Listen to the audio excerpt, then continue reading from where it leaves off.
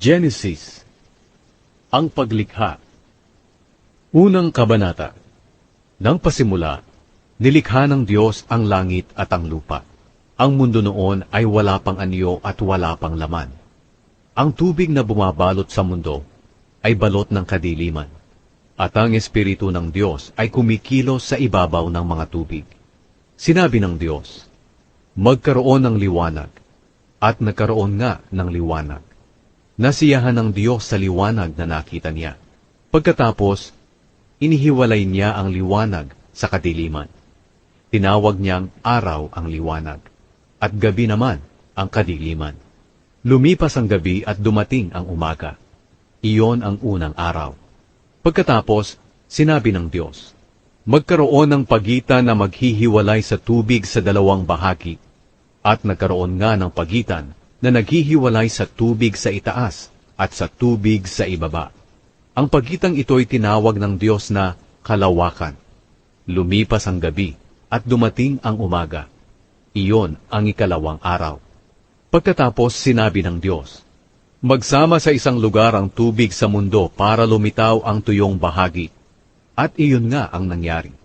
Tinawag niyang lupa ang tuyong lugar, at dagat naman ang nagsamang tubig. Nasiyahan ng Diyos sa nakita niya.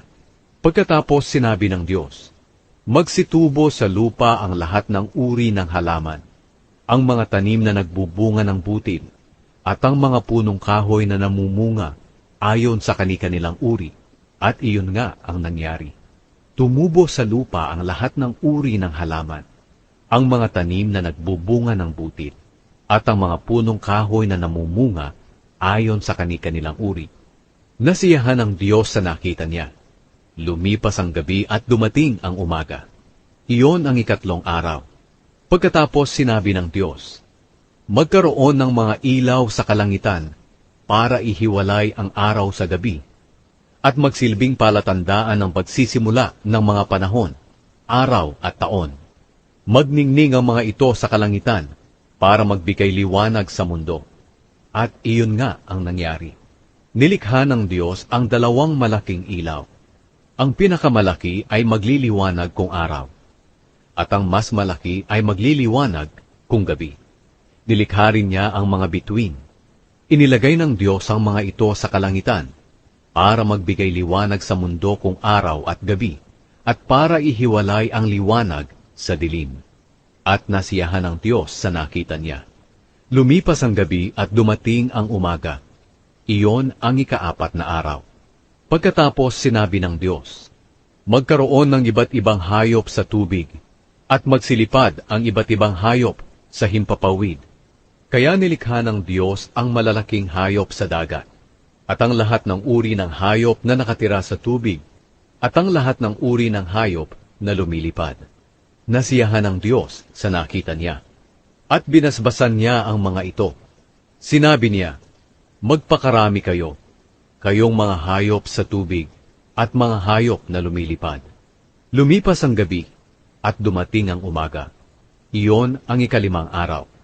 Pagkatapos sinabi ng Diyos, magkaroon ng iba't ibang uri ng hayop sa lupa, mga hayop na maamo at mailap, malalaki at maliliit.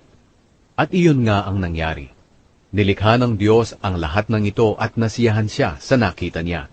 Pagkatapos sinabi ng Diyos, likhain natin ang tao ayon sa ating wangis. Sila ang mamamahala sa lahat ng uri ng hayop, mga lumalangoy, lumilipad, lumalakad at gumagapang. Kaya nilikha ng Diyos ang tao, lalaki at babae, ayon sa wangis niya.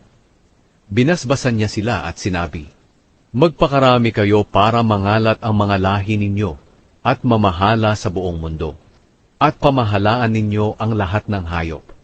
Pagkatapos sinabi ng Diyos, ibinibigay ko sa inyo ang mga tanim na namumunga ng butil, pati ang mga punong kahoy na namumunga para inyong kainin. At ibinibigay ko sa lahat ng hayop ang lahat ng luntiang halaman bilang pagkain nila. At iyon nga ang nangyari. Pinagmasdan ng Diyos ang lahat niyang nilikha, at lubos siyang nasiyahan. Lumipas ang gabi at dumating ang umaga. Iyon ang ika-anim na araw. Ikalawang kabanata. Natapos likhain ng Diyos ang kalangitan, ang mundo at ang lahat ng naroon. Natapos niya ito sa loob ng 6 na araw at nagpahinga siya sa ikapitong araw. Binasbasan niya ang ikapitong araw at itinuring na di pangkaraniwang araw. Dahil sa araw na ito, nagpahinga siya nang matapos niyang likhain ang lahat.